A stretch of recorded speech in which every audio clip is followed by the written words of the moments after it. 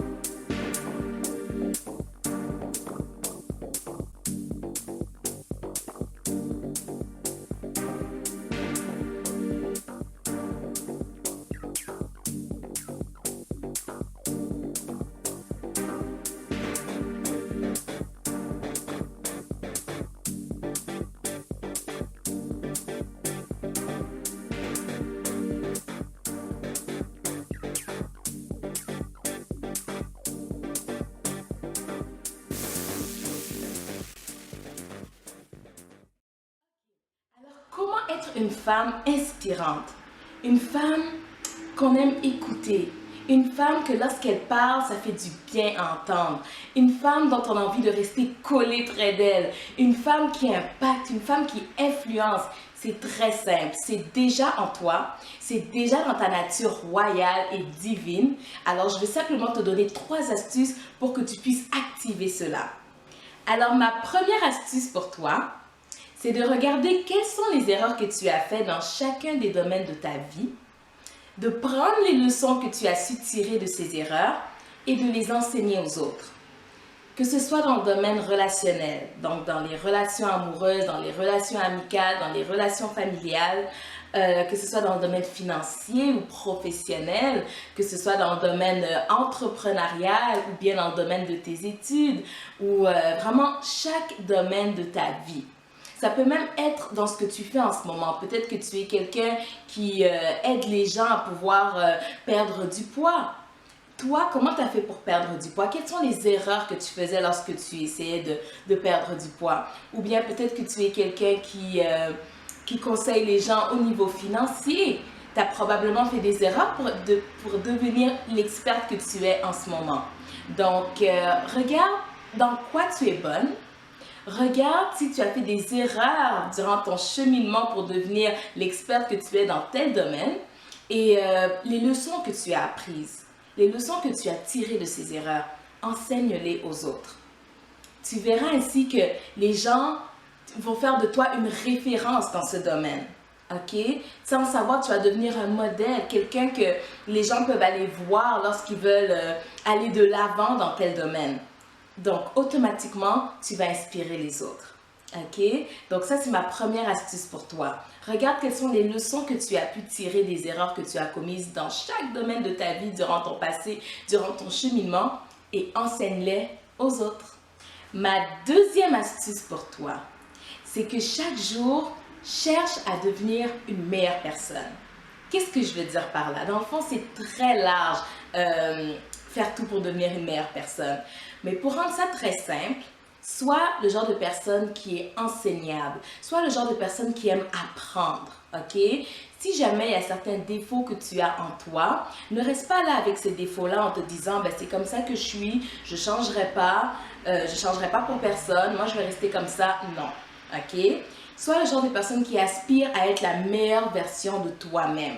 Et au fur et à mesure que tu vas grandir et t'améliorer et te perfectionner, eh bien, ça va inspirer les autres. Parce que les gens t'auront connu d'une certaine manière. Et puis là, ils vont voir vraiment ton changement et la manière dont tu vas avoir grandi. Et ça va les inspirer, ça va les encourager.